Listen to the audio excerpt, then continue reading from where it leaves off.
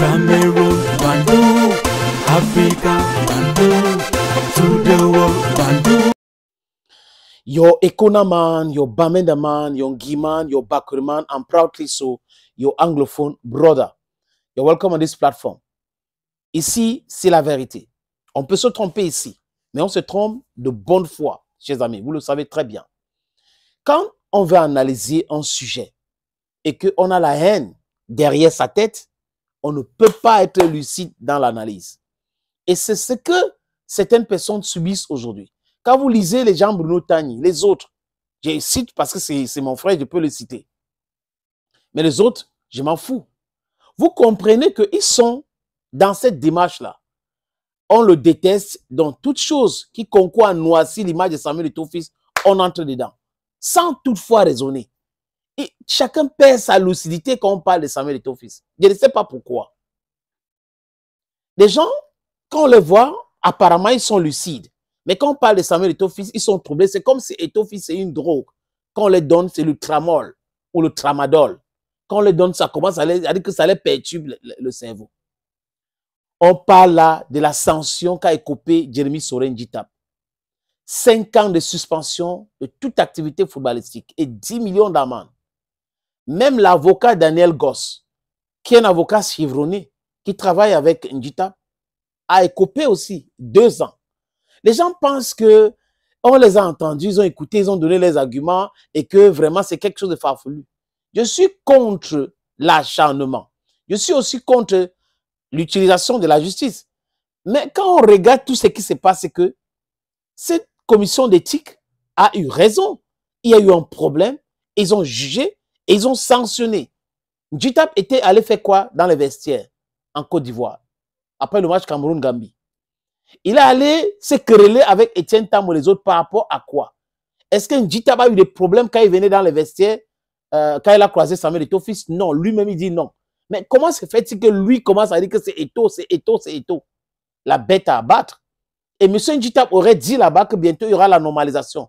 De 2023 jusqu'à aujourd'hui, il n'y a pas eu la normalisation. Et vous pensez que non, il a le droit de s'attaquer à Samuel Eto'o-Fils, mais Eto'o-Fils n'a pas le droit de s'attaquer à Djitap? Vous fumez même quoi? J'ai dit à la guerre comme à la guerre.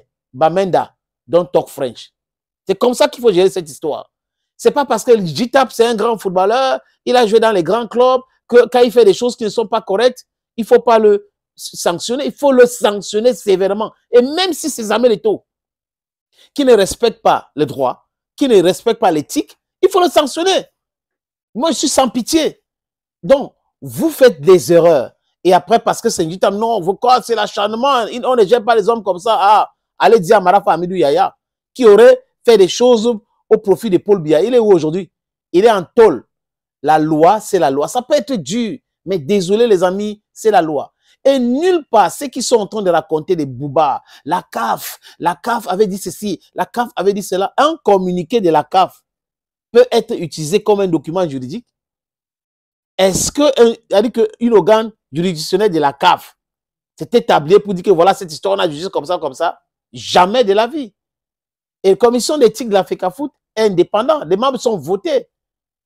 Et vous racontez des amis, je vous propose, parce qu'ils ont fait trop de bruit, ils ignorent que les documents circulent, que la CAF avait écrit 7 concernant cette histoire de Jérémy Soren Djitap à la FECAFOOT et que la FECAFOOT avait répondu à la CAF.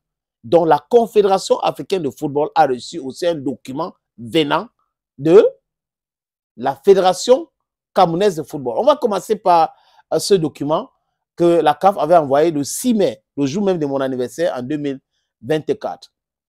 Fédération internationale de football, FECAFOOT, M. Blaise Ndiounan, secrétaire général Yaoundé. FECAFOOT demande des précisions. Cher monsieur, j'espère que cette lettre vous trouve en bonne santé. Je me permets de porter à votre attention la plus particulière les éléments ci-dessus.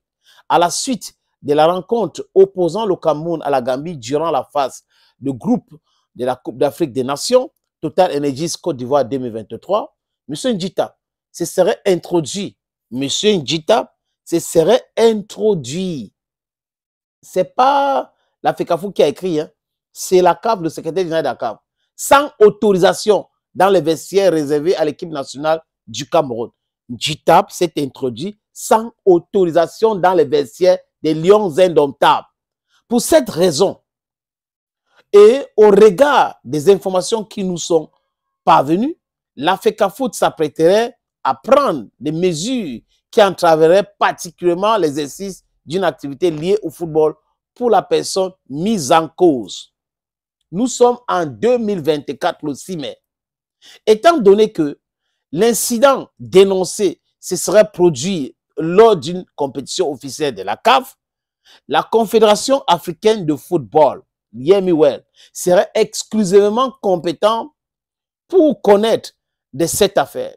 Si tel était le cas, nous vous demandons de cesser toute procédure qui serait en cours et de transmettre à la CAF toutes les pièces nécessaires et les éléments probatoires pertinents à l'espèce. Dans l'attente de votre réponse, je vous prie de recevoir, monsieur le secrétaire général, l'assurance de notre considération.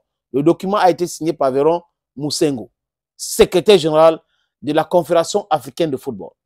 C'est clair. Et maintenant, comme les gens oublient vite, ils pensent que la Fédération camerounaise de football n'avait pas répondu. J'ai le document ici devant moi, les amis.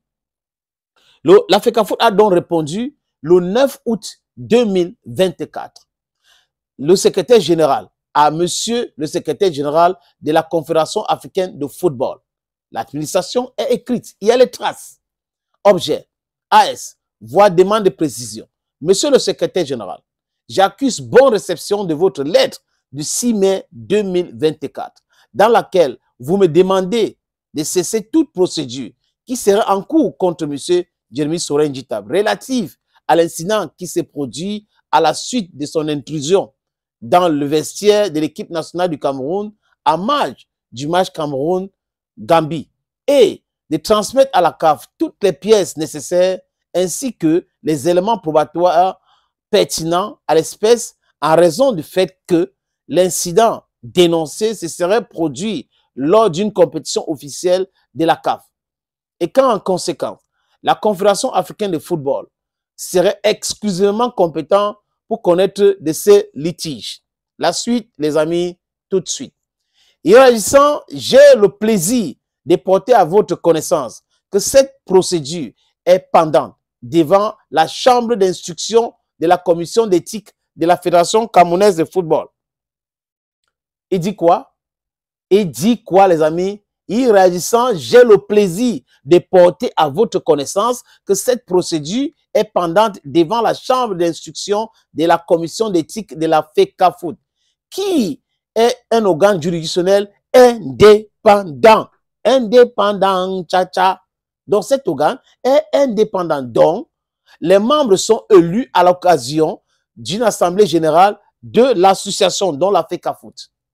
Par conséquent, en ma qualité de secrétaire général, je ne saurais faire intrusion dans le fonctionnement de cet organe juridictionnel, encore moins influencer une procédure en cours sans violer de manière flagrante des textes qui régissent la vie de l'association.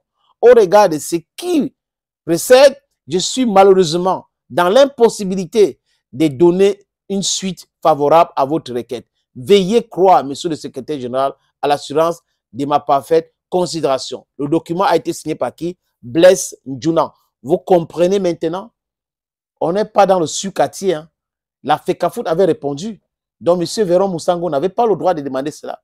On parle d'une commission d'éthique et cette commission a siégé. C'est des gens normalement constitués, les juges, des gens qui ont été élus. On les respecte. Donc, ils ont pris les décisions. Njitap, 5 ans de suspension. À Choukangongoli. Bamen, I don't talk French. I don't go me. Cameroon, Bandung, Africa, Bandung, to the world, Bandung.